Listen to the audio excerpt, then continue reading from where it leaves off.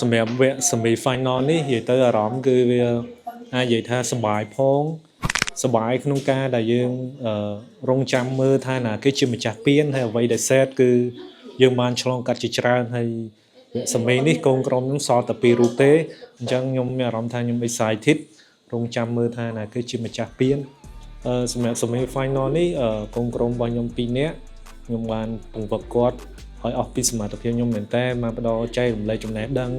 បទពិសោធន៍របស់ខ្ញុំជូនទៅកាន់គាត់ហើយវគ្គនេះក៏មានបទដែលពួកគាត់ត្រូវ featuring ជាមួយខ្ញុំដែរអញ្ចឹងខ្ញុំចង់ឲ្យអ្នកទាំងអស់គ្នារងចាំមើលការ perform នេះតើវាអស្ចារ្យកម្រិតណាដូច្នេះបងប្អូនទាំងអស់គ្នាកុំភ្លេចរងចាំទស្សនាកម្មវិធី Campbell Rapper វគ្គ semi final ដែលវគ្គនេះពិតជាអស្ចារ្យមែនតើខ្ញុំធានាថាជក់ចិត្តដិតអារម្មណ៍ជាមួយនឹងបទចម្រៀង